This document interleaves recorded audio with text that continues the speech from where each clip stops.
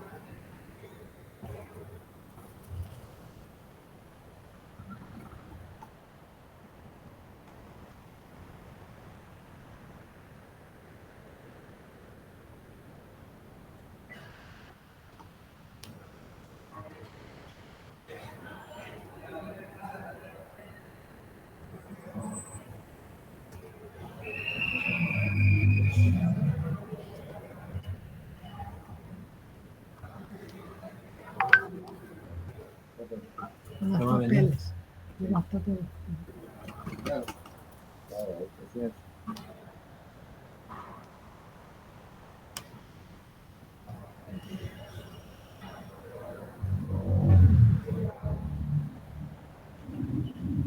Bien, buenos días. Damos inicio a la clase del día de hoy. Comenzando con lo que es comenzando la clase referente a, quiero comenzar a contar una breve historia sobre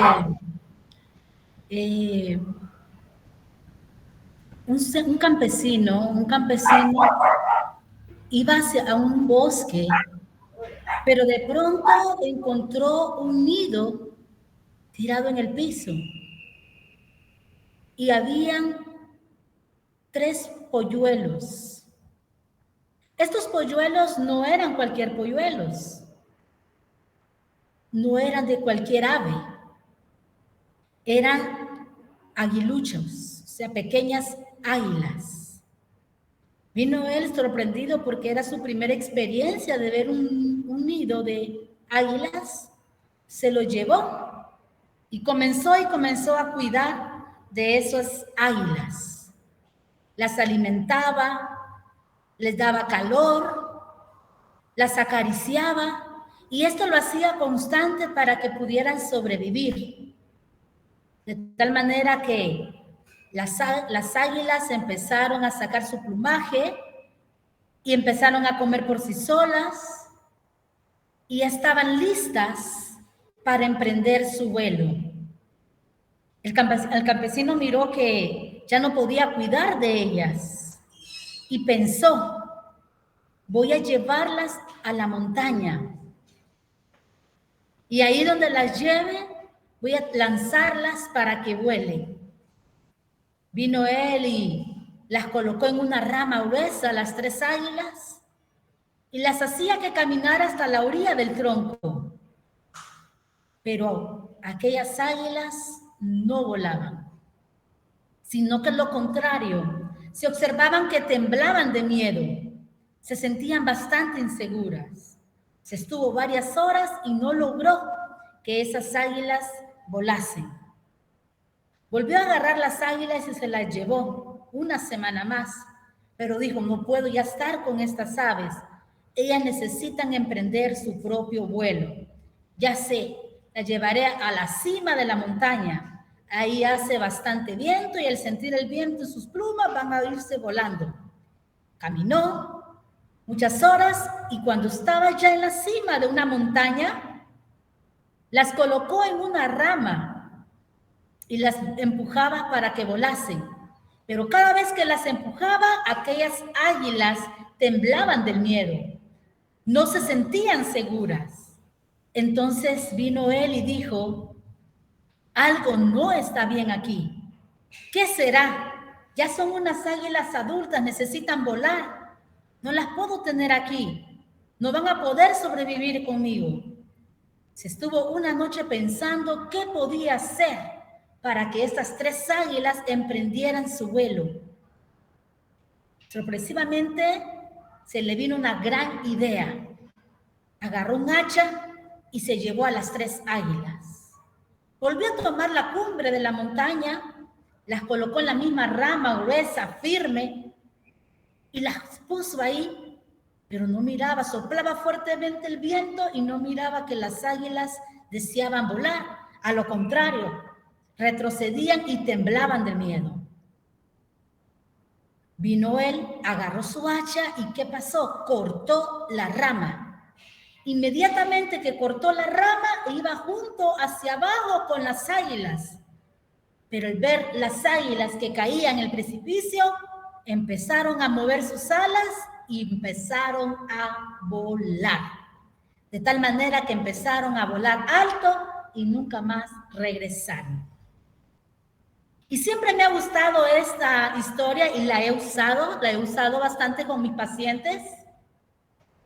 Y no sé cuántos de los que estamos aquí somos similares a esas águilas.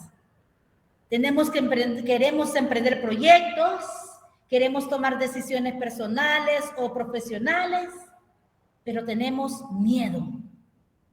Tenemos miedo porque creemos que no tenemos la fuerza, la inteligencia y sabiduría para emprender un nuevo vuelo. Eso fue lo que le sucedía a las águilas.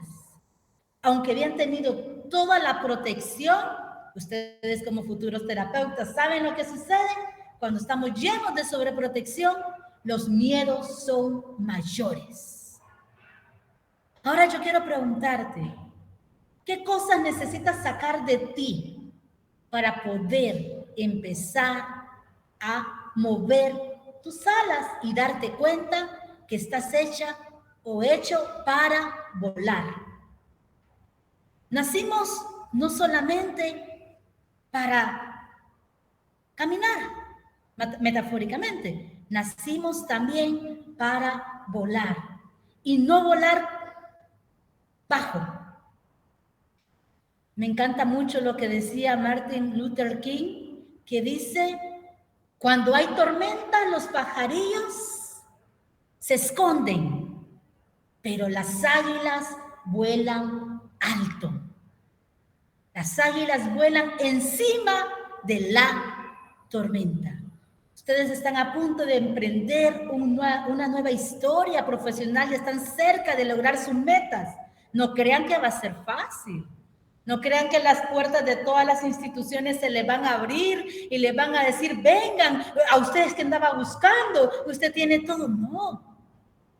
Cuando ustedes ya tengan su título, van a ver la realidad de volar bajo la tormenta.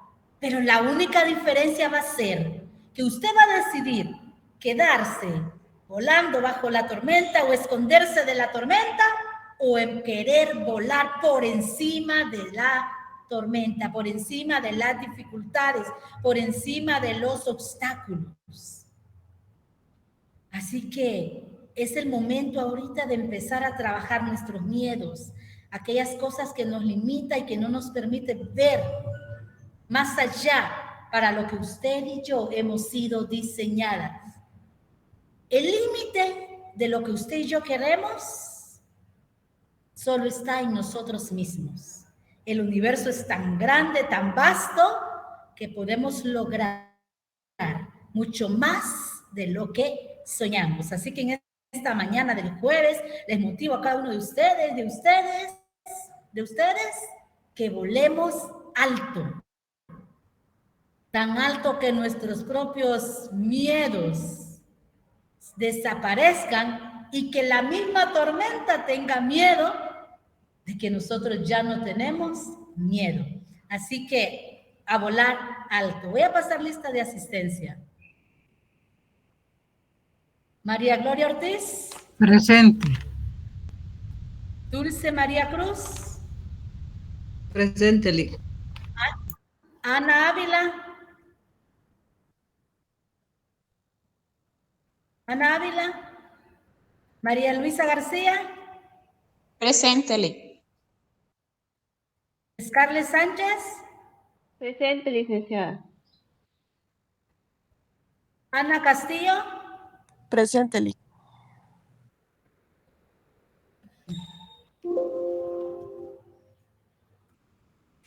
Sharon Irías. Presente. Julio César Barahona. Presente, Lic.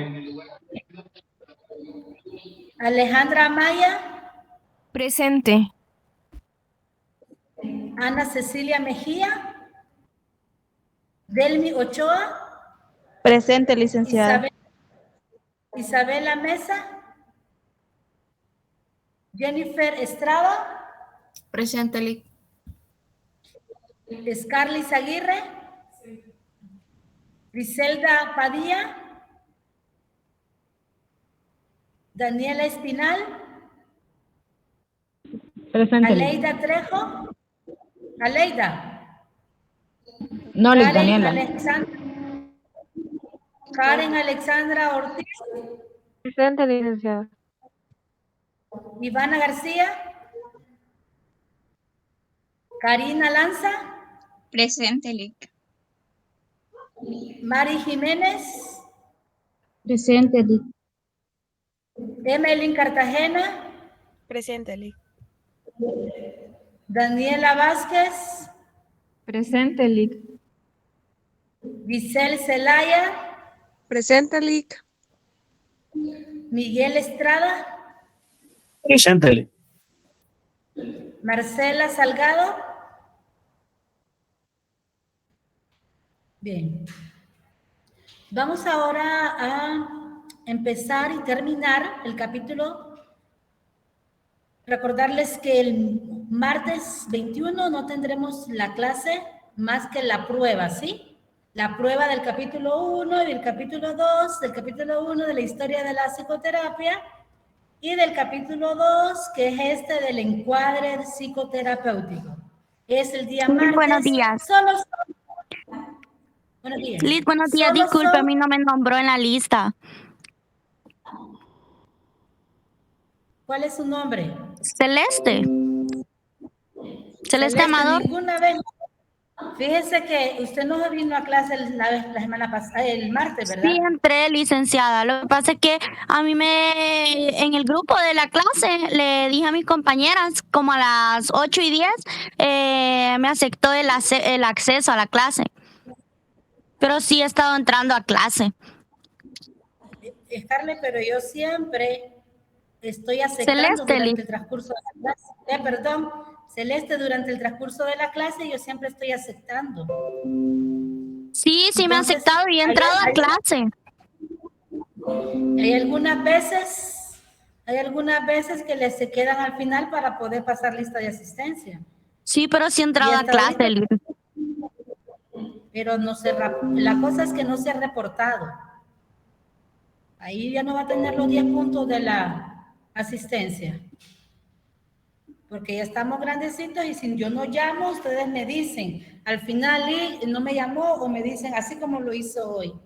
Pero a esta altura que ya prácticamente solo nos queda 2 semanas del primer parcial, ya tenía que haberme dicho.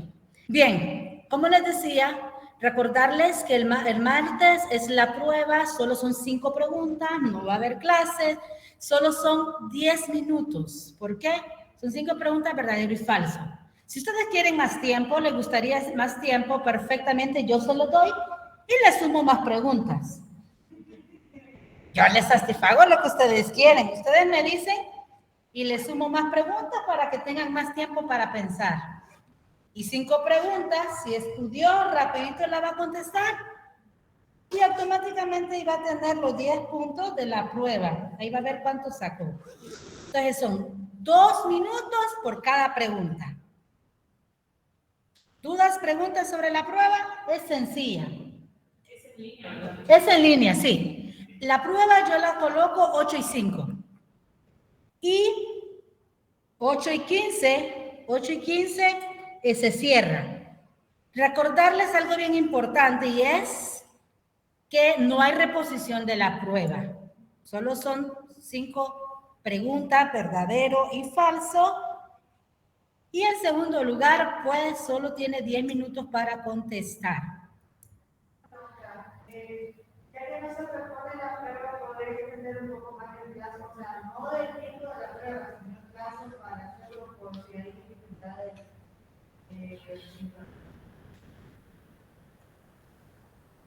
Bueno, hasta el momento lo he dejado siempre así y nunca he tenido problemas.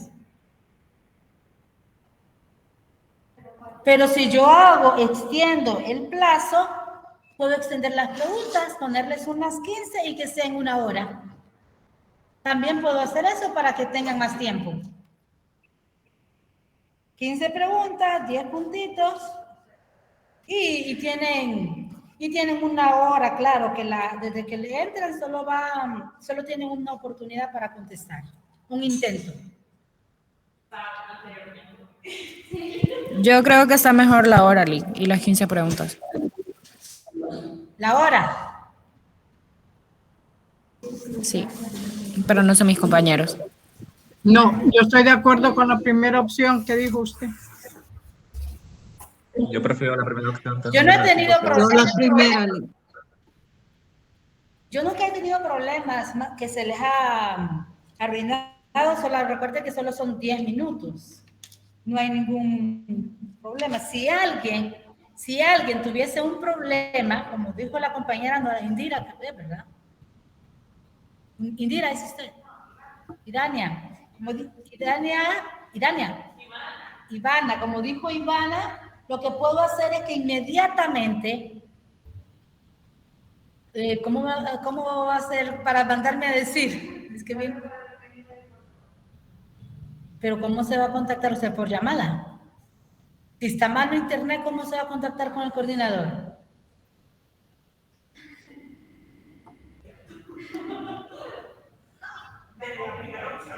Yo nunca he tenido problemas. Siempre lo he hecho así desde el 2020 y no ha habido problemas. Bueno, todos lo han hecho. Todos lo han hecho. Y solo recuerden, son 10 minutos, pero usted la contesta en 5 minutos, porque son 5 de verdadero y falso. 8 y 5, 8 y 15.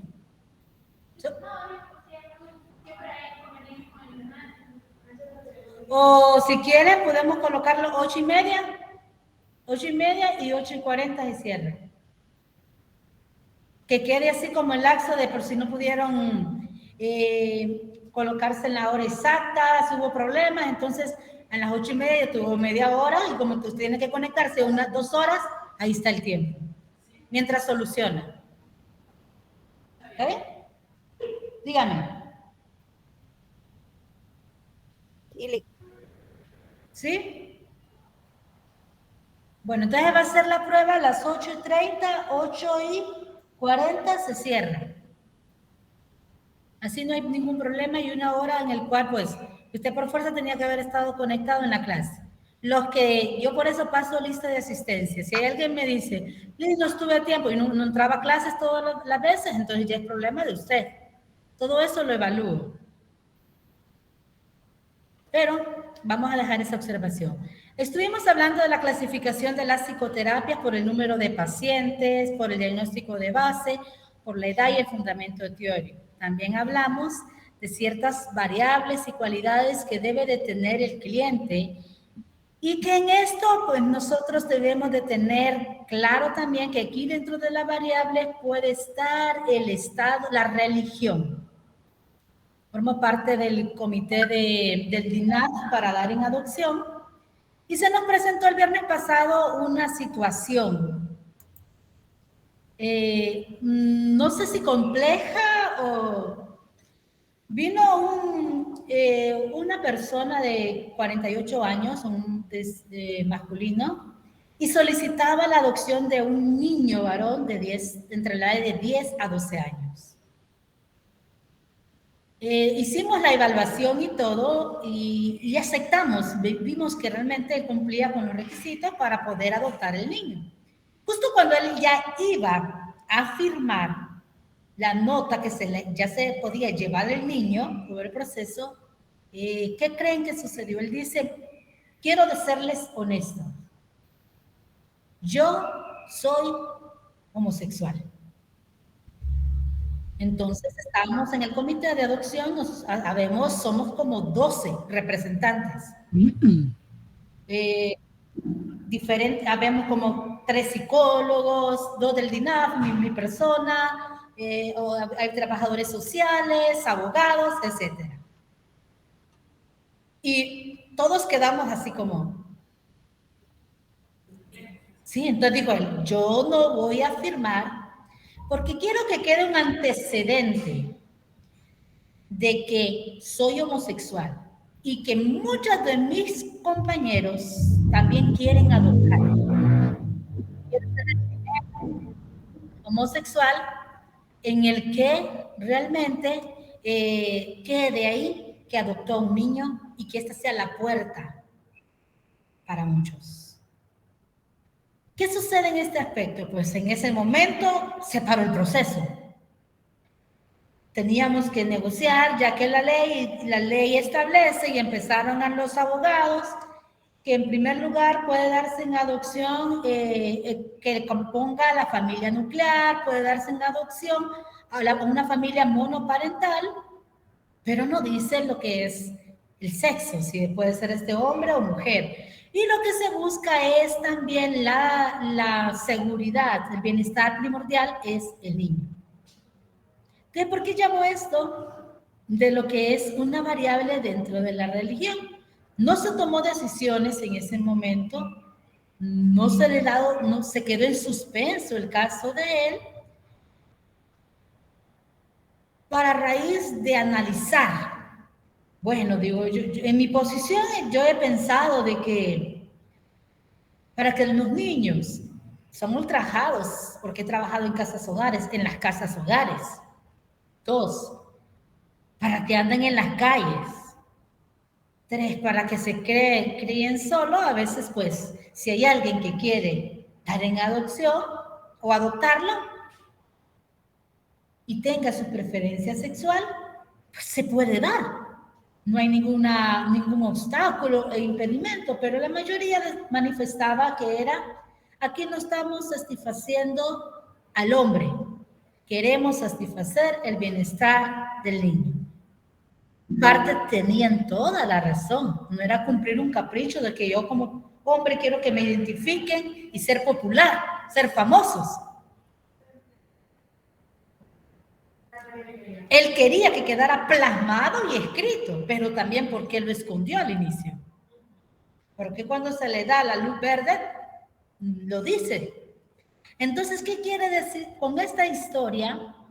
No les voy a contar la conclusión porque es confidencial, pero con esta historia lo llevo a este aspecto, a que vamos a tener que estar trabajando con la cultura, y cuando hablo de toda la cultura, con la cultura de las personas, y basadas a esa cultura también, nosotros debemos de aprender a respetarla. Si usted es muy religioso, muy católico, porque muchas veces la gente cree que los evangélicos son bien radicales, no, los más radicales son los católicos. Y les digo por qué. Tuve un paciente de 18 años, no cognitivamente, en déficit cognitivo leve, con problemas de lenguaje, y empezó a cayó en psicosis porque tenía deseo sexual. ¿Qué pasó? Antes de caerse en psicosis, yo hablé con los padres y le dije, muy católicos, catequistas, maestros de catequistas que ven la masturbación como uff. Y el muchacho quería estarse masturbando. Para mí no hay ningún problema, es una forma de canalizar sus deseos sexuales. Pero yo le aconsejé a los padres, lleve al niño Búsquenle mujeres, ahora hay mujeres prepago, asesórese de que esté bien sana y que tenga su propia relación sexual. Él necesita como persona, como ser humano. Pues los padres me vieron como que el mero diablo metido en mí. Y se fueron y no hicieron caso. A los 2 meses, no les estoy mintiendo, es un caso real. Me están llamando a la 1 de la mañana que el hijo se les psicotizó, salió corriendo a la calle y les empezó a gritar, quiero sexo, y nadie le hizo caso. Empezó a quebrar los vidrios de todos los carros de la cuadra, de tal manera que se les perdió a los padres y no lo encontraban. Entonces, ¿cómo decirles? A veces nos va a tocar a nosotros, aunque usted tenga sus principios, aunque usted tenga sus valores, hay una necesidad de nuestro paciente que también tiene que cumplir. Cuando y encontraron el niño, ¿a dónde creen? Sin zapatos, se lo robaron, solo con boxer y su camisa. Lo encontraron en el Obelisco. ¿Cómo fue a dar ahí? Ni idea. Y me lo llevan a mí y me dijo, y llorando los padres, si hubiésemos hecho caso, no nos hubiese pasado esto. Recuerden que el deseo sexual, nosotros, entre comillas, los normales los podemos controlar. Si usted tiene ganas de sexo, usted se mueve o busca la manera, pero una persona que no esté dentro de la norma, es un conflicto. Entonces los padres llorando y que hablara con él, porque ellos no sabían, él no quería decirles nada, no sabían lo que había pasado, pero sí estaban conscientes de que lo había encontrado. Empiezo a hablar con él y le pregunto, cuéntame, ¿qué pasó? Claro, aquí nosotros como terapeutas no podemos ir asustados como los padres, sino que ir de una manera como que él sienta la confianza y por qué te escapaste. ¿Y qué pasó? Así como en son de que él sienta de que hay alguien que sí me entiende, hay alguien que sí me comprende. Y me cuenta de que encontró a un hombre, lo llevó en un carro, lo encontró y lo llevó al Obelisco y encontró una muchacha bien bonita. Pues él metió con una muchacha y que va a creerle, él tenía problemas de lenguaje, habla muy poco, pero yo lo lograba entender. Él me dice, cuando ya voy, no es que mira que era un hombre, me dice. Entonces, ¿qué sucede en esto? Y esa es la variable del cliente, nosotros debemos de estar abiertos, aunque el cliente o el paciente tenga muy rígidas sus principios y valores, tenemos que movérselas, aunque nosotros no compartimos. Yo sé que si cualquier psicólogo que sea muy cristiano me va a juzgar por esa recomendación que di, pero ¿qué pasa? A veces necesitamos cuidar esa parte de los pacientes y la necesidad. Y aparte era mejor la decisión que se tuvo que creo que salga, porque es para que venga a violar a alguien no quiere. Correcto, a él lo violaron. Y lo peor que no fue una mujer. Si los padres hubieran comprado, ¿qué pasa? Hubieran pagado todo a una muchacha, hasta le hubieran mandado a hacer el examen, porque lo primero que los padres me dijeron, ay, no conoces las enfermedades venéreas, ¿pero qué? Mándele para hacer los exámenes y usted está seguro que su hijo va a estar bien. Hay otra también breve historia, ya le doy el espacio, Nami. Este fue de un muchacho bipolar, lo empecé a atender en los estados, tengo ya 2 años de trabajar con él, y actualmente pues ya él está aquí. Él tiene un complejo, una complejidad en su vida, es homosexual, fue violado varias veces en la niñez, es homosexual, tuvo su pareja homosexual, él tiene apenas 28 años, está muy joven, guapo, ¿para qué? Muy inteligente, tiene muchos bienes, pero tiene VIH. La última pareja era mucho menor que él y le pasó el VIH. 2, pues se le hizo la enfermedad de diabetes, se le desarrolló enfermedad de diabetes y la complejidad de la bipolaridad. Estábamos ya como 1 año de terapia y él me dice, yo sentí como que lo que estábamos haciendo en ese momento de la sesión, había un interés. Nosotros por eso tenemos que siempre observar todo en el paciente. Si usted ve que el paciente no le reacciona, es porque él quiere otra cosa. Entonces le dije, hoy vamos a hablar de otro tema y voy a darte la libertad para que preguntes, o va a ser de preguntas y respuestas. Y me dijo, Lee, yo tengo deseo, no me mencionó la palabra deseo sexual, sino hay una nueva palabra que utilizan bastante, bueno, no recuerdo, un término nuevo. Ya no hablan de deseo sexual. Entonces me dijo, en otras palabras, deseo sexual, mientras les digo cuál es. Tengo deseo sexual. Entonces le digo, ¿de veras? Sí, me dice, pero sé que no puedo. Ay, ¿y usted por qué no puede? Le digo yo. Ay, pero usted sabe que tengo VIH, Muchacho, usted puede utilizar condón, puede utilizar preservativos. Cuando usted... Pero ¿a dónde voy a conseguir los muchachos? Y no hay muchachos que cobran, pues. La única responsabilidad que usted tiene es nunca quitarse el preservativo. Aun cuando el muchacho que llegue a prestarle los servicios le pida hacerlo sin preservativo. Yo sí le digo, pero primera psicóloga que me dice eso y yo me estoy muriendo de la gana. No, le digo, usted lo puede hacer. Lo único que yo me quiero librar también hoy, y es que si usted lo hace sin preservativo, la culpabilidad de lo que le pasa a la otra persona va sobre usted, no sobre mí. Yo le hago la recomendación que usted debe de hacerlo con preservativo. Pues, no les alargo, para él fue la mejor terapia que tuvimos. Cambió su rostro, se puso feliz. No le quise preguntar a la sesión siguiente porque estaba más puntual que la hora. Pero ¿qué pasa?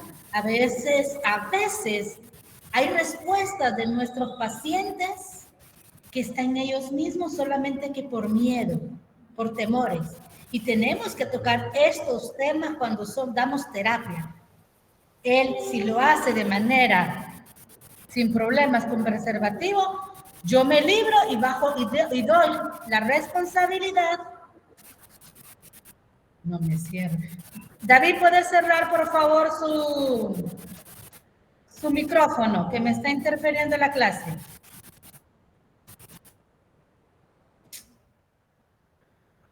Entonces, siempre nosotros siendo responsables, damos la recomendación, al final son el paciente que decide. Dígame, Noemí.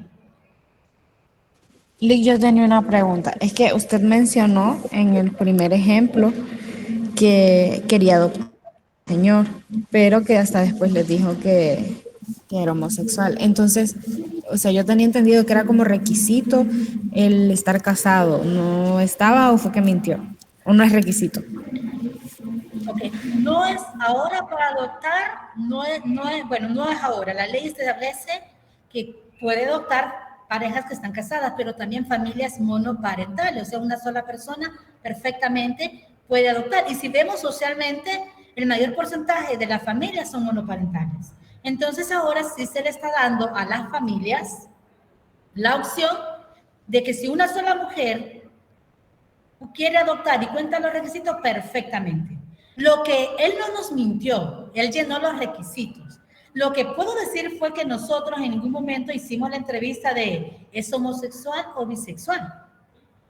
Nosotros le dijimos, como hombre, es hombre. Creo que no, bueno, esto pues a nosotros ya nos mandan todos los expedientes para revisar. Esto ya viene desde arriba, que ya está estructurado desde cuántos años anteriores. Él no mintió. Es lo único que en el momento que ya se iba a firmar para llevarse el niño, él empieza a expresar que es homosexual y que quiere que quede por escrito que él es homosexual para que deje un antecedente para las demás de sus compañeros puedan adoptar. María Luisa. Buenos días, Lidia. Usted ha mencionado en otras ocasiones que usted ha trabajado en casas hogares, ¿verdad? Sí. Mi pregunta es, ¿cómo aborda cuando sucede esto con los jóvenes o con personas con discapacidad que están dentro de los hogares? Se lo pregunto porque yo tuve una experiencia casi un año siendo asistente interna de uno de los hogares y pasaba esto, ¿no? Que los acogidos se masturbaban y todo eso, pero no teníamos instrucciones o la psicóloga que estaba ahí no hacía, sino que los encerraban o los dejaban solos. Bien, 12 años fui directora y psicóloga de una casa hogar y el año pasado y antepasado hice una consultoría con norteamericanos en una casa hogar. Con referente a los 12 años como directora y psicóloga, el 80% de la población era un internado mixto. El 80% de la población había sido abusada sexualmente. Del 80% de la población, el 40% eran adolescentes que estaban en estado de embarazo. ¿Qué quiero decirles con esto?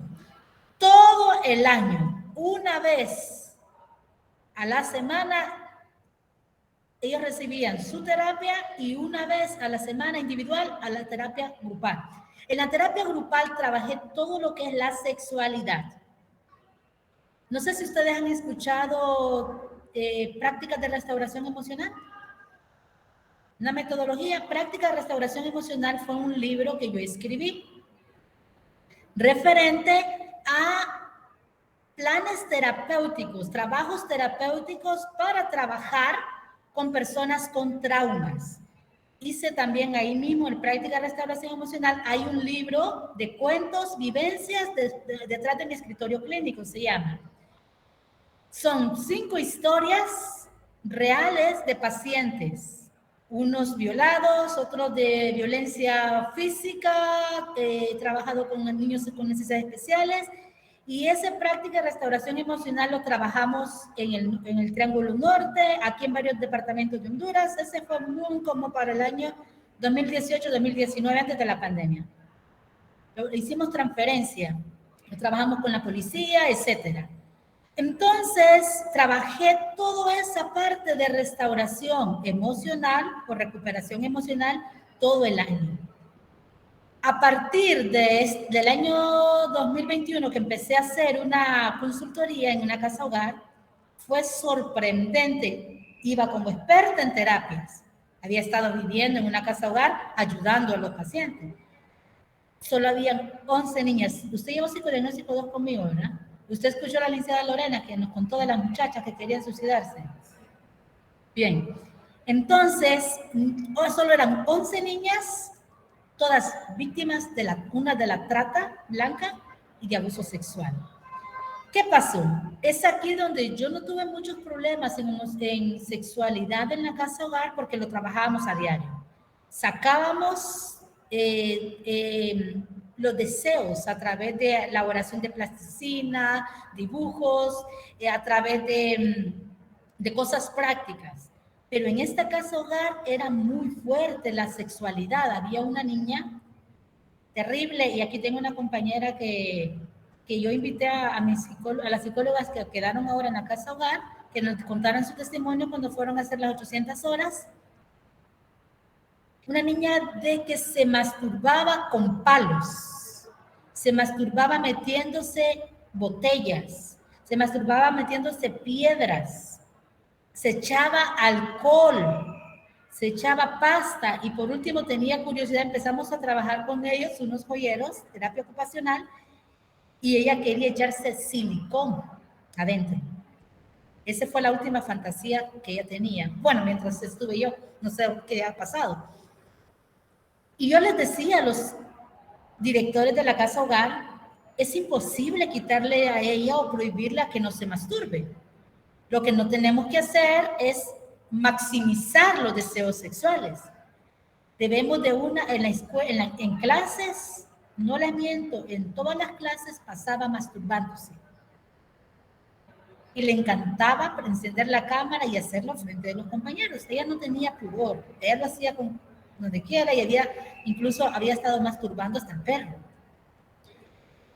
Fue terrible esa experiencia, fueron varias niñas, fue terrible esa experiencia, especialmente ella solo tenía 10 años de edad y atraía esa patología.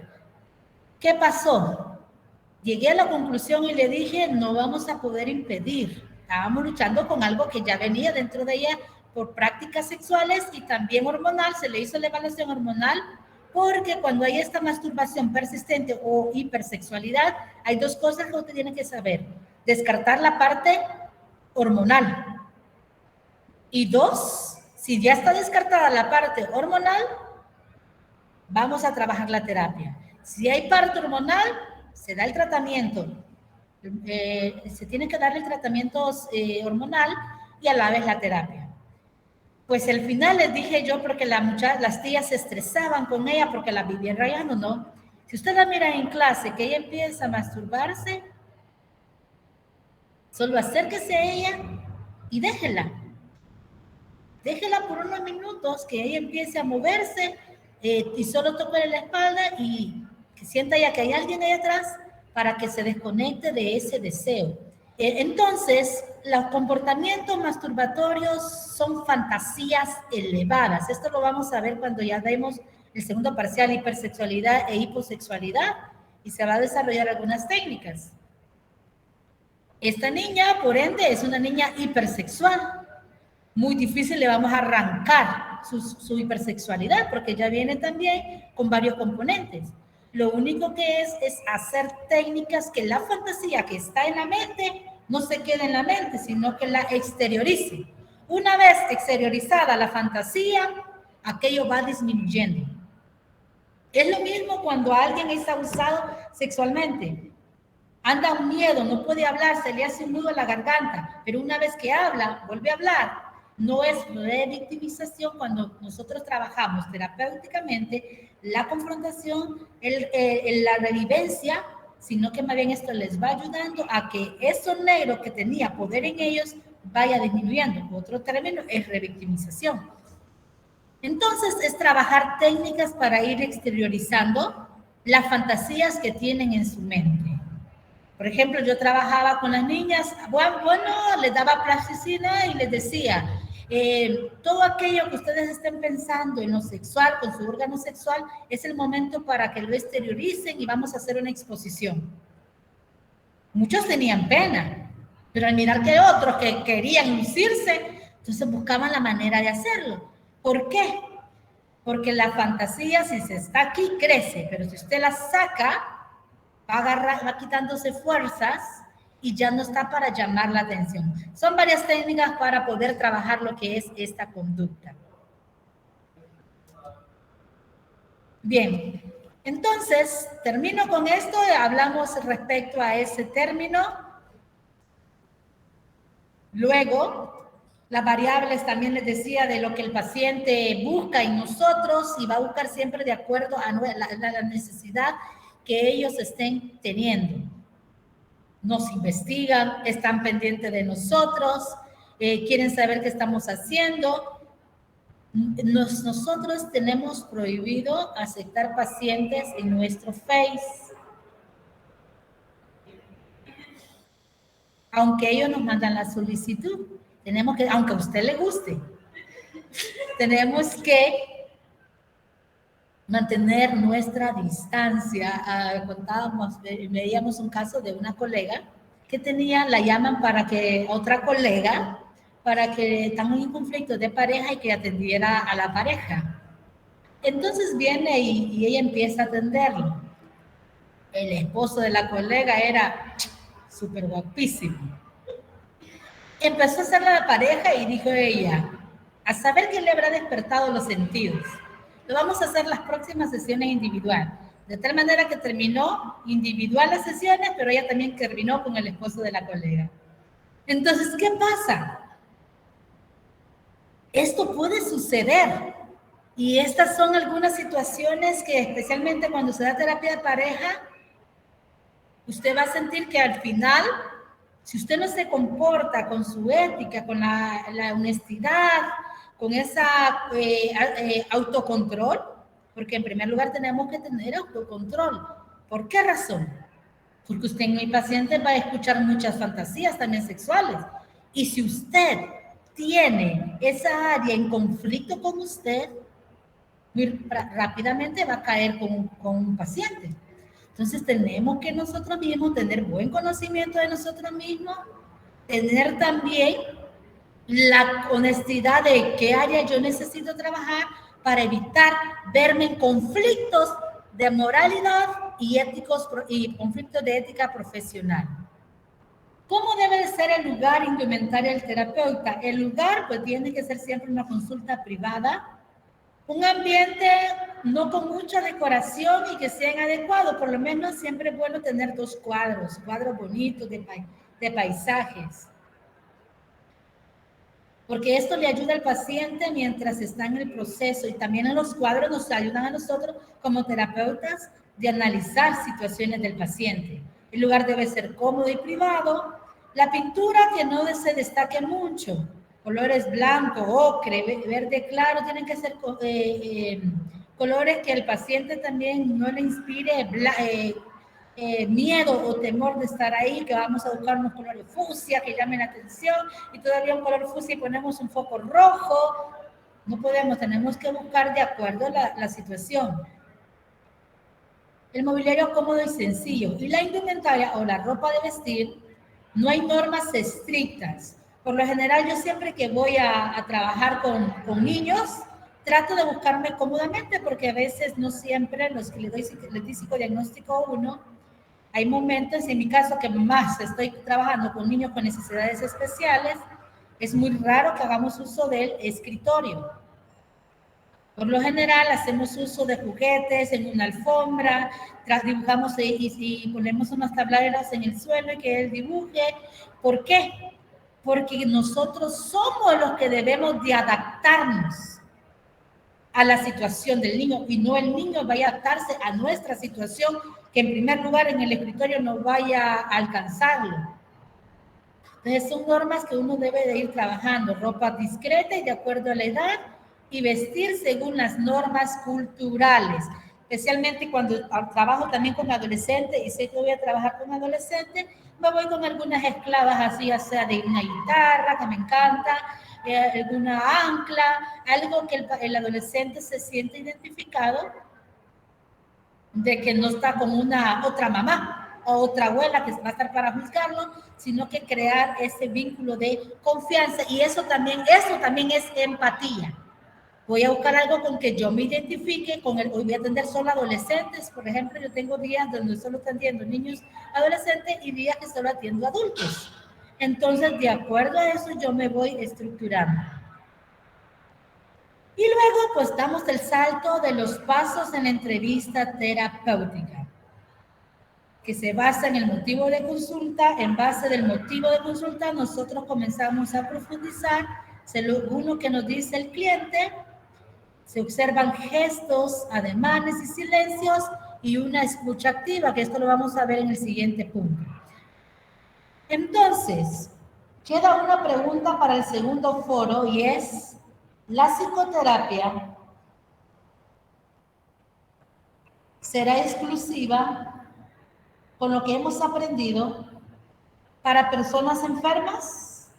Esa va a ser la pregunta que yo voy a subir al terminar la clase. ¿La psicoterapia será exclusiva para personas enfermas? Eso será lo que usted debe de dar respuesta. No sé, con lo que acabo de terminar del encuadre, para empezar a la entrevista después del receso, ¿hay alguna pregunta, duda o algo que no les quedó claro?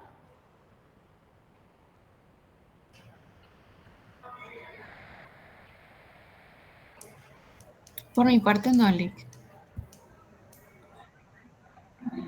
Bueno, entonces son las 8:58, las 9, a las 9:10 regresamos para que tome 10 minutos de receso.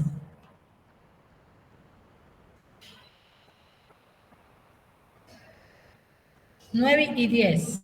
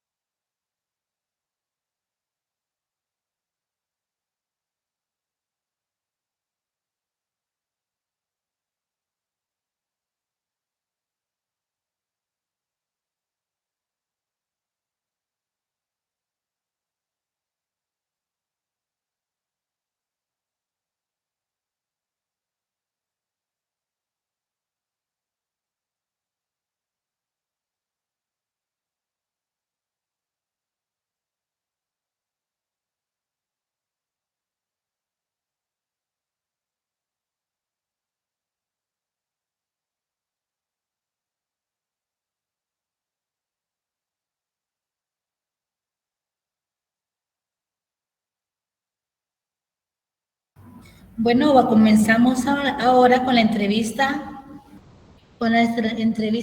psicoterapéutica. La entrevista psicoterapéutica no es recomendable tenerla así como una camisa de fuerza, pero sí es unos lineamientos, tienen que ser unos lineamientos en los cuales nosotros tengamos para poder trabajar con ella. No es la misma entrevista de psicoterapia que la entrevista clínica. Recuerde que en la entrevista clínica o en la entrevista que nosotros utilizamos en medición, lo que andamos buscando son datos concretos. Ahí hay una entrevista estructurada o semiestructurada. Ahí en la entrevista clínica nosotros andamos buscando, no tenemos un horizonte, o sea que estamos en blanco. Queremos investigar la verdadera problemática del paciente. A diferencia, cuando usted va a terapia, el paciente por lo general ya lleva un diagnóstico o lleva una evaluación o ya lleva claro lo que a él está afectando. Por ejemplo, ya una paciente dice, yo tengo un cuadro de depresión grave. He intentado suicidarme, entonces, y vengo por eso a terapia. Siempre se le hace la invitación que si estaría dispuesta a un proceso de evaluación antes. Si la persona dice, no tengo dinero para la evaluación, quiero un proceso de psicoterapia. Tampoco es bueno, por lo general yo siempre hago, si veo que no me van a pagar por la evaluación, no pierdo nada en hacer por lo menos unos test proyectivos para tener una idea de lo que las personas cuál es la situación que están enfrentando. Hago los test proyectivos sin cobro y luego yo estructuro la entrevista psicoterapéutica de acuerdo al motivo de consulta. Es aquí en la entrevista donde usted se vuelve un investigador. Me da risa porque dice, no, yo soy un psicólogo investigador. El que es psicólogo clínico terapéutica toda su vida está investigando. Porque se mete a investigar la vida del paciente o el estudio de caso para poder dar soluciones. Tenemos que existen ciertas características básicas del terapeuta. Debemos de tener una voz serena, audible y segura, manejar los tonos de voz. Por ejemplo, si su voz es aguda, la mía que es aguda, yo trato de siempre con una sonrisa para que la persona no me vea que realmente estoy siendo bastante fuerte con él. Si usted es una voz que es bien chillosa, trate de manejarla y bajarle el nivel de voz. Que la voz suya al paciente no se sienta ofendido, que lo está regañando, que lo está juzgando, sino que se sienta tranquilo, que le dé seguridad. Siempre entre el paciente a su clínica con una sonrisa. Y no sentado, sino que de pie, se le dice que se siente y usted comienza a presentarse y luego establece o hace el rapport primero con cosas cotidianas o hace también lo que es su presentación. La posición corporal nos debe de reflejar seguridad. Usted nunca vaya a atender a un paciente con las piernas cruzadas. Bueno, en el caso de la terapia y de la consejería, nunca tenga sus piernas en movimiento. Nunca se siente a la orilla de la silla. Eso provoca inseguridad, aburrimiento, no quiere ayudar para el paciente. Usted debe de estar sentado lo más cómodo posible, haciendo breves inclinaciones hacia el paciente con una actitud profesional y serena. Debe tener movimientos seguros, no se empiece a quebrar los dedos. Mientras escucha al paciente, hay muchos psicólogos que hacen esto. Esto da inseguridad, nerviosismo. No apriete sus manos. Puede hacerlo por momentos, pero abrir. Usted tiene que mantener sus movimientos hacia el frente, tocar su barbilla y su mirada, no olvidarse estar siempre frente al paciente. Ese es el control.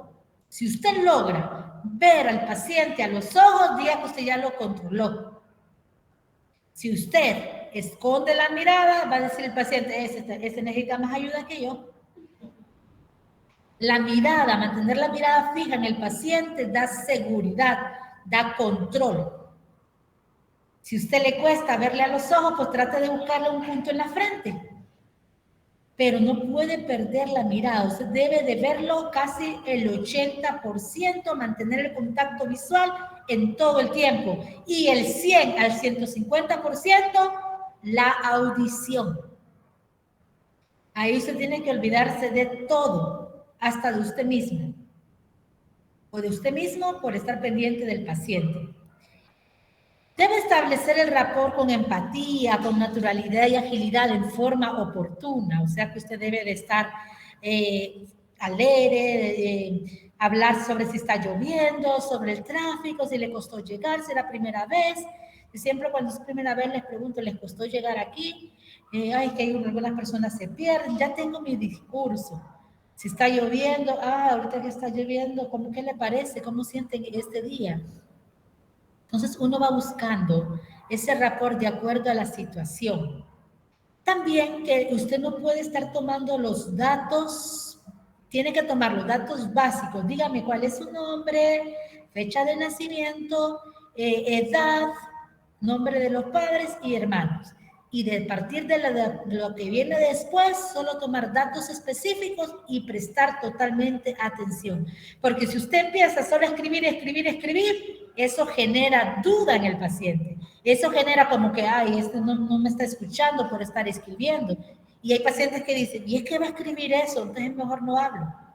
Por eso la mayoría de las sesiones no se graban. Hay pacientes que no les gusta que lo graben también. Y para grabar usted tiene que pedirle el permiso. ¿Puedo grabar la sesión? Yo no recomiendo, yo la verdad le voy a hacer nunca he grabado sesiones. Solo he grabado las sesiones que he hecho en Zoom, porque vienen para grabar y le he pedido permiso al paciente. Lo que sí he grabado son los test, el CAT o el TAT. Pero de ahí, las sesiones por lo general no lo escucho. Y voy escribiendo puntos claves. Pero si usted está agachado escribiendo todo, hay pacientes que dicen, no, yo no quiero que me grabe. Si usted me graba, mejor no hablo. O si usted está escribiendo, no voy a hablar, porque yo no quiero que diga eso ahí. Entonces usted tiene que estar presto a escuchar todo lo que el paciente diga. Recabar con precisión y agilidad en forma horizontal, o sea que irse. Recuerde que al que está al frente le va a contar una película, y es la mejor película de él. Y usted no tiene que perderse ninguna párrafo, ninguna coma de esa película. ¿Por qué? Porque ahí en la película o en la entrevista está el problema, el diagnóstico y está su tratamiento. O sea que no es en las pruebas psicológicas nos ayudan a confirmar, si recuerdan los de psicodiagnóstico 1 y 2, que en la entrevista donde sacamos el diagnóstico y en la prueba confirmamos, en la evaluación de las pruebas, el diagnóstico. Y el DSM-5 y el 610-11 solamente lo utilizamos para la nomenclatura. Evite hacer preguntas sugeridas y evite hacer preguntas que han sido respondidas. Por eso es feo cuando el paciente le dijo, pero hace poco le dije eso. Y queda uno como, esto significa que no estoy prestándole atención. Entonces, que el paciente no quede diciéndonos que que no sienta que no le estamos prestando atención. Antes de que el paciente comience a contar su película, usted tiene que tener 2 estrategias. O 3, son 3. Escuchar, hacer las preguntas necesarias e imaginarse todas las escenas. Ir armando en su mente las escenas como un rompecabezas para posteriormente hacer las preguntas claves que lo vayan dirigiendo a lo que usted necesita saber. Y máximo si usted no va a hacer una evaluación. En la entrevista psicoterapéutica le sirve a usted para hacer el tratamiento del paciente. Que esto es lo que vamos a ver con la conceptualización del caso, que es el examen que ustedes hacen.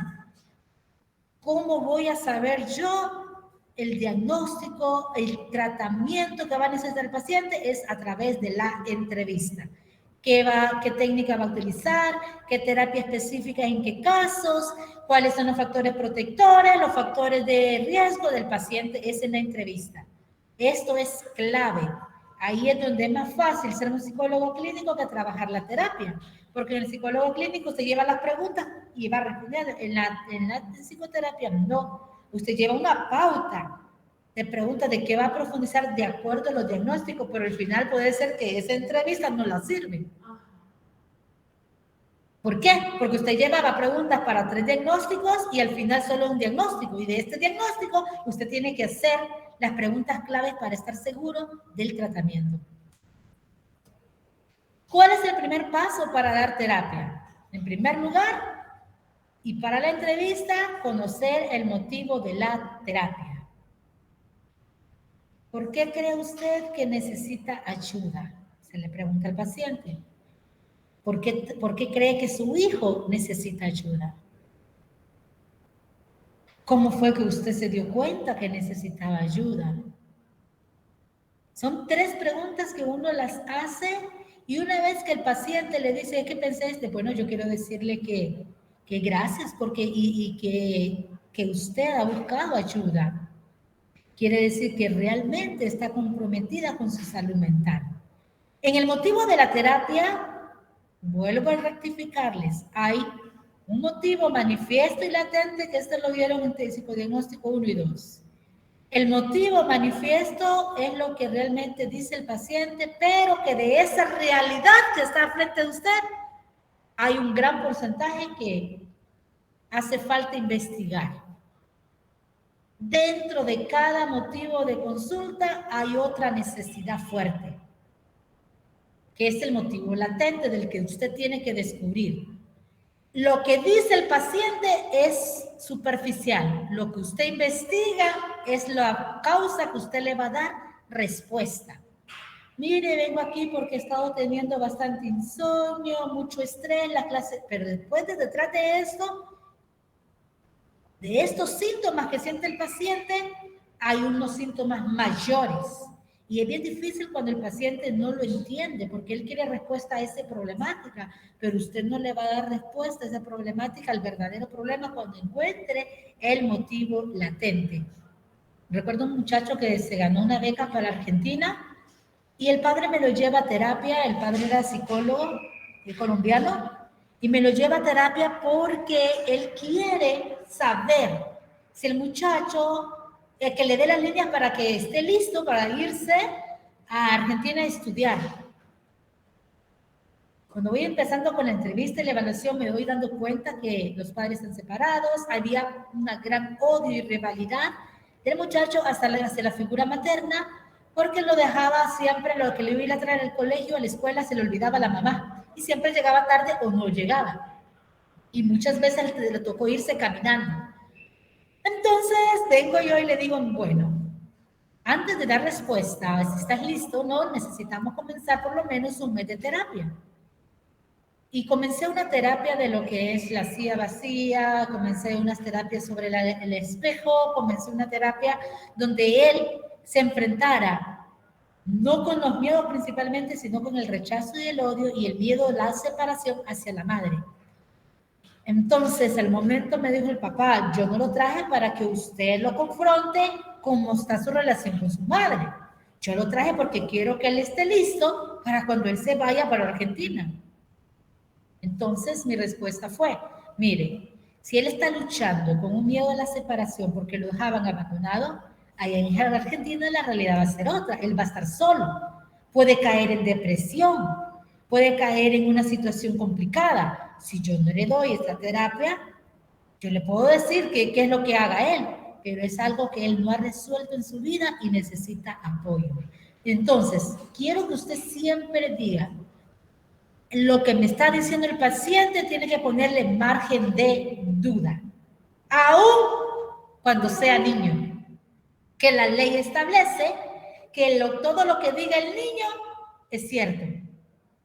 Pero hay casos de que todo lo que dice en la terapia el niño hay que ponerle el margen de duda.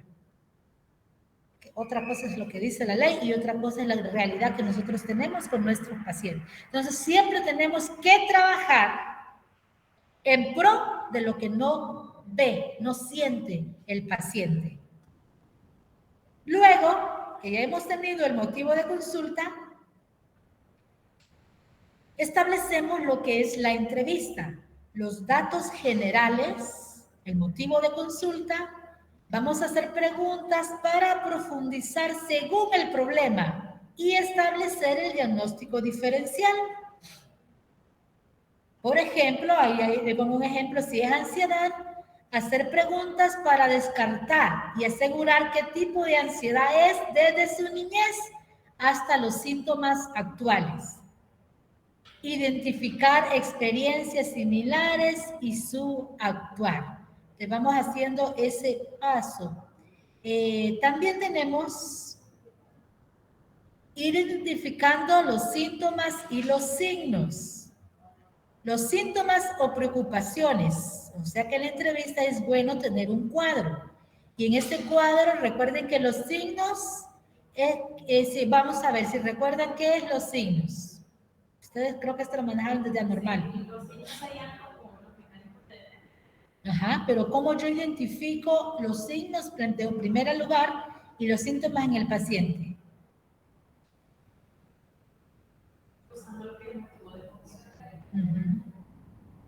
Porque de ahí, de acuerdo a lo que hemos de consultar, uno hace lo que la persona siente. Sí, pero quiero que establezcamos la diferencia. ¿Cómo sé que este es un síntoma y cómo sé que este es un signo?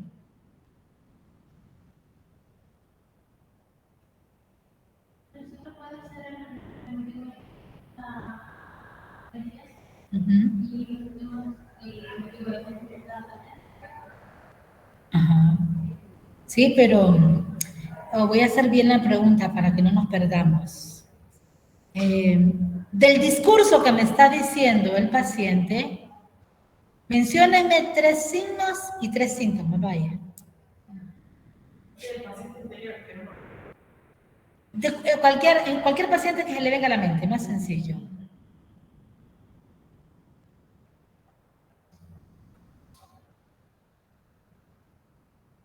Pensemos. ¿Esto lo vieron en anormal 1, anormal 2? También eso lo vieron en... Dígame. Le escucho. Espérenme que voy a ver quién es por la participación.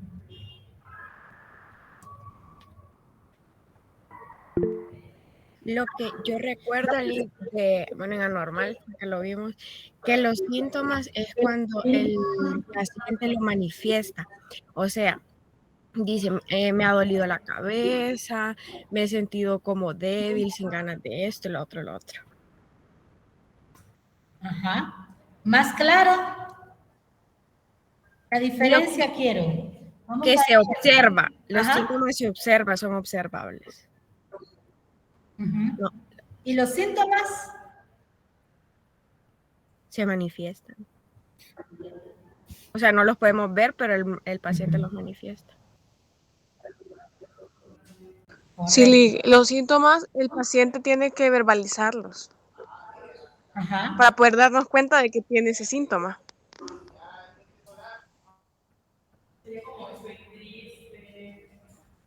Ok. Un signo, para que nos quede más claro, un signo es lo que yo puedo ver en el paciente. Una tristeza. Puedo ver, un signo es que se viste de negro. Yo pues estaba viendo que la semana pasada me vestí casi toda de negro y dije yo, ay, algo me está pasando. Ya estaba dando un signo de que ¿qué me está pasando? No me estoy vistiendo de negro seguido, me decía yo. Un signo es... Este paciente anda lacerada a sus brazos. Es una alerta. Este paciente estaba de temblar sus manos. Este paciente la mirada la camina de un lado para otro. Este paciente está como bien, estaba de temblar. Entonces, un signo es lo que yo puedo observar en el paciente. Y el síntoma es lo que el paciente siente. Me siento triste, me siento sola. Es la intensidad. Entonces, ¿qué va a hacer usted? Los signos usted está observando, pero en los síntomas usted presta atención y dice, ¿Desde hace cuánto está experimentando que se siente sola? ¿Las ojeras sería un síntoma o signo? Un signo. Es un síntoma, perdón, pero muy bien, pero se vuelven síntomas cuando le digo yo, ¿está durmiendo bien? Correcto. Entonces, ¿qué pasa? Por lo general yo siempre observo y si ya le miro ojeras a la persona le digo, y cuénteme cómo está su sueño, cómo está su hábito alimenticio, desde cuándo está teniendo problemas de sueño. Entonces el paciente nos va dando la frecuencia, los acontecimientos o situaciones. Entonces, para usted como terapeuta, lo clave es identificar los signos en el paciente desde que entra. ¿Cómo se sentó? ¿Qué vio alrededor? Desde que entra, si empezó a dar vueltas. Si entra la familia, ¿quién se sentó primero? Si la mamá hacía gestos con los ojos. Entonces son signos. Nosotros debemos de observar siempre los signos. Y los síntomas es profundizar en los signos que yo observo y profundizar en los síntomas que el paciente ha estado teniendo. Entonces, en entrevista, hagan un cuadro donde digan signos y síntomas. Entonces, en sí, los signos serían como todo lo que nosotros podemos ver. Observarlo. Y los síntomas serían como recabar más y preguntarle a la persona, bueno, en este caso, bueno, digamos que hablando como adormecida. ¿Ha tenido problemas para dormir? Sí, que tiene insomnio, ya sería un síntoma. Pero usted va a escribir en el signo, se ve como pálida o con ojeras. Correcto. Pero usted también, al observarla, le ayuda para profundizar en los síntomas. Pero también la mayoría de los síntomas los da el paciente. Pero nosotros profundizamos en aquello. Sí. Prácticamente, o sea, los signos es lo que exterioriza al paciente, todo lo que podemos lograr ver de él. Sí, lo que podemos ver. Y los síntomas es lo que nos dice, lo que siente el paciente. Correcto, lo que el paciente siente. Frustración, las somatizaciones son síntomas. Si yo veo, por ejemplo, a mí me ha pasado que veo un paciente que su piel es un caos. Yo inmediatamente digo, este paciente tiene conflictos, tiene bastantes, está somatizando, es una somatización. La gripe, veo que 3 sesiones sigue con gripe, hay una somatización. ¿Sí? Entonces yo le pregunto, ¿desde cuándo está con esta gripe? ¿Desde cuándo está padeciendo de la piel? Claro, de una manera que el paciente no se sienta ofendido. Entonces, ¿por qué? Porque desde aquí yo voy sacando qué situación está pasando. Un síntoma también es morderse las uñas, quebrarse los dedos. Digo yo, ay, aquí hay algo. Sí, porque en ese caso un síntoma, como le digo, puede ser comerse la uña, morderse, y el síntoma sería tener ansiedad. Sí, y dentro de ese, de comerse las uñas, buscar la causa principal de esa ansiedad. Estamos claros, ¿verdad? Signo es fácil cuando usted los identifica, observa. Me gustaba una muchacha, no me gustaba, sino que una paciente. Y si me hubiera gustado le hubiera dicho, pero no me gustaba. Una paciente, una niña de unos 16 años. Y cuando llegó a terapia, llegó con unos buses largos, toda descuidada, hasta el pelo así despeinado. Como a la tercera, cuarta sesión, dio un giro en su vestuario. Pero de ahí sobreexageró, se vestía como con medias, con un vestido corto, con una... Linda se vestía en el aspecto de que parecía muñeca. Y bastante botines, a mí me encantan los botines, entonces con bastantes botines, con cadenas y así, y fue un cambio. Entonces inmediatamente yo veo un signo al inicio, un signo de alerta, un descuido, no se estaba bañando, pero de ahí volviendo otro signo. Y es que ella estaba sobreexagerando y estaba bien, ¿verdad? Pero era que venía hasta con sus guantes negros y todo. Y dije yo, bueno, qué bonita te miras, qué bien te arreglaste tu cabello. Entonces me decía ella, sí, dice, es que ya quise hacer un cambio, ya me tenía aburrida. Entonces, a este signo yo tengo que buscarle que fue realmente lo que la motivó, no solo la terapia. Ajá, y este adolescente a la cuarta sesión me va diciendo, le quiero contar algo, pero no quiere que le diga nada. Ajá, ya tengo novio en la escuela. Excelente, dije yo, me encanta que tengas novio. ¿Por qué le dije sí? Porque me había llegado con conflictos de identidad. Excelente, yo no trabajé para que cambiara, solo fuimos conduciendo. Excelente, le digo, me encanta que tengas novio, cuéntame qué pasó y qué te dice. Entonces todo el cambio generó a que ella empezó a ver que realmente había personas interesadas en ella. Entonces uno siempre, todas las sesiones, el paso 3 es clave para usted. Yo acostumbro siempre observar al paciente en cada sesión y visualizar los síntomas. ¿Cuál es que visualizar? ¿Cómo le visualiza los síntomas en cada sesión? Cuénteme, ¿cómo amaneció? De la última sesión, ¿qué cambios ha sentido positivos o negativos? ¿Cuáles han sido sus principales retos durante esta semana? Ante estos retos, ¿qué se le hizo difícil? Yo estoy evaluando los signos y síntomas con unos días, de acuerdo al contexto del paciente. Luego que ya tengo la raíz de la exploración de los signos y síntomas, exploro por etapas. Ya tengo un motivo de consulta. Comienzo con la exploración de, bueno, vamos a irnos paso a paso. A veces he interrumpido a los pacientes cuando empiezan ellos a contarme, no, ¿qué le parece? Me hacen una mezcla. Usted trate de no agarrar la mezcla. Trate, mire, está excelente lo que me está diciendo, pero ¿qué le parece si lo empezamos a trabajar por poco a poco? O sea, por bloques con lo que usted recuerde. Entonces, usted empieza a explorar por etapas antes de irse a las preguntas del diagnóstico diferencial o del diagnóstico que cree que ese es el problema. Yo le voy a preguntar, vamos a ver, desde el nacimiento, lo que usted escuchó, hasta que tenía 6 años, todo lo que usted recuerde o todo lo que usted ha escuchado. Inmediatamente hacemos que el paciente hable y nosotros solo tomamos puntos claves. Puntos claves. Después, ahora, ¿qué le parece si nos vamos en la primaria, desde los 6 a los 12 años? ¿Cuáles fueron sus principales retos, las dificultades? Es ahí donde usted le da el espacio que el paciente hable. Aquí en la exploración por etapas no hace preguntas, solo escucha. Y escribe las preguntas, si se acuerda en la primera imagen, de lo que está escuchando, en las preguntas o las cosas que siente que hay un vacío. Ok, entonces, en la primera etapa dice ella de que se sentía sola. No la voy a interrumpir. A los 6 años, ¿por qué te sentiste sola? Escriba las preguntas. ¿Para qué?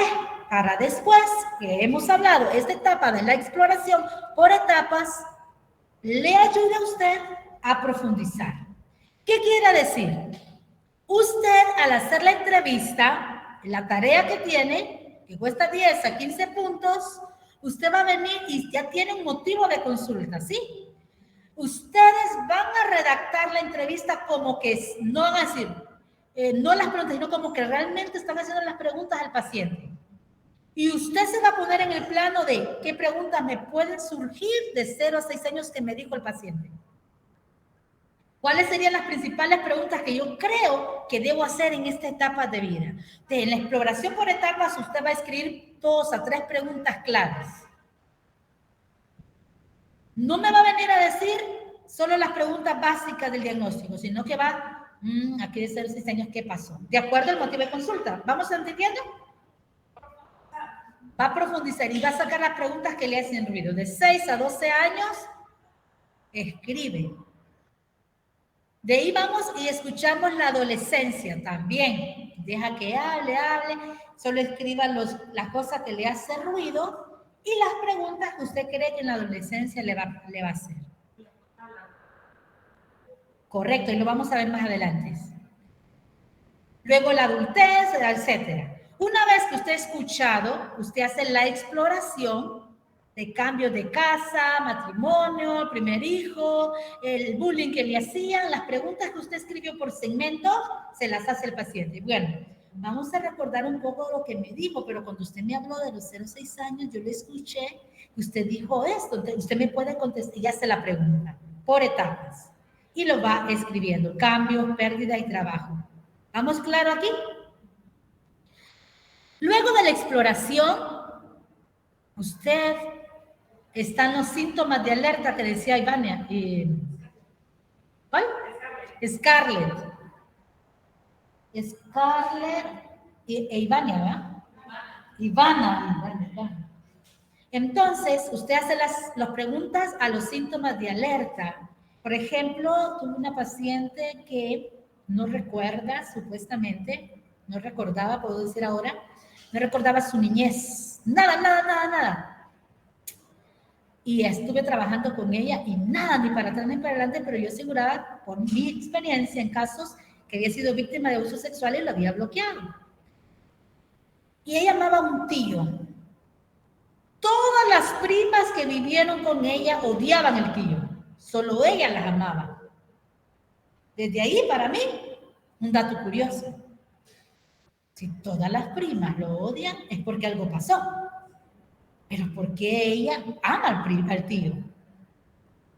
Entonces, inmediatamente le dije, quiero hacerte una pregunta, quizá va a sonar siempre cuando hago preguntas, ya, para mi diagnóstico, quiero así como, quizá va a sentir la pregunta un poco fuerte, o le va a incomodar, pero yo necesito saber, ¿alguna vez tu tío te tocó a ti? No, a mí nunca, pero yo sí, nunca te tocó, no. ¿Alguna vez tu tío viste que estaba tocando? Sí, tocaba otra. ¿Qué margen de duda hay? Si tocaban las otras que eran mayores, sin duda, a ella la había tocado. ¿Dónde le encuentro esto? Lo encuentro en una etapa de la vida. Por ello yo tengo que saber primero en los datos generales con quién vivió, con quién vive y quién es en la figura. Luego de esto, entonces yo voy haciendo preguntas con los síntomas de alerta. Después, cuando yo hago los síntomas de alerta, voy trabajando con el paciente aquí, ¿cómo está tu relación con tu mamá? ¿Cómo fue tu relación con tu mamá en cada etapa de la vida? ¿Cómo fue tu relación con tu papá? ¿Cómo ha sido tu relación con tus hermanos? No toco de entrada la relación con los padres porque es el vínculo de conflicto, pero una vez que me va tocando etapas, yo voy ya, ¿cómo era la relación con tu abuela? ¿Qué pasó? Con los que establece la relación con los que están alrededor. Una vez que tengo esto, hago la radiografía diagnóstica, el famoso CASIT. Es clave en clínica, la parte cognitiva, la parte afectiva, somática, interpersonal y conductual. Del discurso voy identificando sus pensamientos y creencias y también puedo hacer preguntas en la parte cognitiva. Por ejemplo, le pregunto, preguntas que sean clave para mí. En los pacientes, en la parte cognitiva es, ¿qué piensas de Dios? ¿Qué piensas de las religiones? ¿Qué piensas de la vida? Algo cognitivo. ¿Y qué piensas de la muerte? Y algo bien interesante es que todos los consultantes suicidas dicen que la vida es la muerte y la muerte es el descanso y es vida. Ahí lo van a ver ustedes cuando ya tengan sus pacientes. Evalúo toda esta parte de cognitiva con estas preguntas claves, máximo todo lo que me dijo el paciente. En la parte afectiva, evalúo qué piensas de ti. ¿Cómo está tu relación con tus padres? Que lo dicen las preguntas anteriores. Con tu pareja, con tus hermanos. ¿Te gusta estar sola o te gusta estar con mucha gente? En la parte somática, evalúo todos los problemas. Si veo que tiene problemas en la piel, a través de los signos y los síntomas, si has padecido dolor de cabeza, tienes insomnio, alguna otra enfermedad que has padecido, pero esto lo encuentro en la entrevista, en la primera parte. En la interpersonal le hago también aquí 2 preguntas clave. Y la interpersonal con la conductual. Y en la interpersonal la pregunta clave es, ¿has querido hacerte daño? ¿Has pensado alguna vez hacerle daño a otros? ¿Cuántos de amigos confías? ¿Con quiénes tú confías? Entonces, aquí estoy analizando el CACID y voy tomando información, como también cuando estás en lo conductual, cuando estás muy molesta o molesto, ¿cómo reaccionas? ¿Qué haces cuando estás triste? Entonces, hago una radiografía diagnóstica a través del CACID y voy terminando. Y en el paso 4, le digo, ¿hay alguna, como he escuchado y voy haciendo preguntas, hay algo que no te he preguntado y crees que es importante que yo lo conozca? Yo no le voy a preguntar al paciente, ¿cuáles son tus mecanismos de defensa? Yo tengo que, con lo que me dijo, con los signos, los síntomas, la entrevista, la pregunta, yo voy identificando. Entonces, hago un cuadro que diga los factores protectores, con quién puedo contar con él, con quién no puedo contar para el tratamiento. Hago un cuadro que diga mecanismo de defensa que utiliza el paciente. Y hago un cuadro que dice los que llevaron psicodiagnóstico 1 y 2 ya saben del cuadro que me refiero. Y siempre veo la estructura psíquica del paciente en todo el discurso. El paciente se encuentra su super yo fuerte o su super yo débil. ¿Se encuentra su id o ello fuerte o se encuentra débil? Hago la estructura. ¿Cómo está el yo? ¿Hacia quién se inclina la balanza? Una vez que hago esto para mí, esto es para mí, como conclusiones, observaciones y dictamino el verdadero diagnóstico para poder establecer la conceptualización del caso. La conceptualización del caso lo vamos a estar viendo el próximo jueves. El próximo jueves vemos la ética en psicoterapia y la siguiente semana terminamos con esto. La conceptualización del caso y el plan terapéutico, que es el segundo parcial. Y ahí estructuramos la entrevista. Preguntas para la elaboración de su entrevista.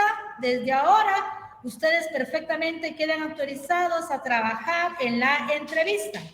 Preguntas, dudas, recuerden, usted tiene un motivo de consulta, es hacer las preguntas imaginándose lo que el paciente puede responder o imaginando lo que usted puede observar con el paciente. ¿Preguntas, dudas? Lick, ¿para qué fecha quedaría la entrega? Permítame, Jennifer, ya le digo la fecha. Dígame, Carlos.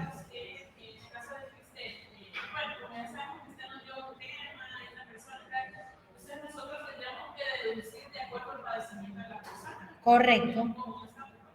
¿Qué tema les dio a ustedes? Si es una masturbación excesiva, ustedes tienen que hacer un diagnóstico diferencial con antecedentes de hipersexualidad hormonal, empezar a arrancar desde ahí. 2, con la neufomanía, para ver si es un trastorno de neufomanía y que conduce a la masturbación constante, y hacer preguntas claves de qué es lo que utiliza cuando se masturba y el tiempo que de la frecuencia, y profundizar más en ese caso. Bueno, si no hay dudas, preguntas, es para cuándo queda, dijo Jennifer, la entrega.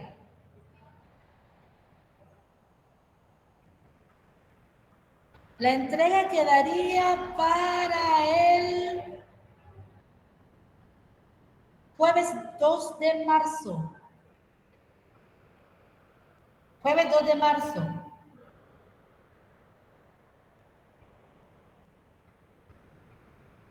Quedaría. Así que les deseo un feliz fin de semana y recuerde, vuele tan alto y que nadie pueda hacer más alto que sus propios deseos de lograr lo que usted se ha propuesto. Feliz fin de semana.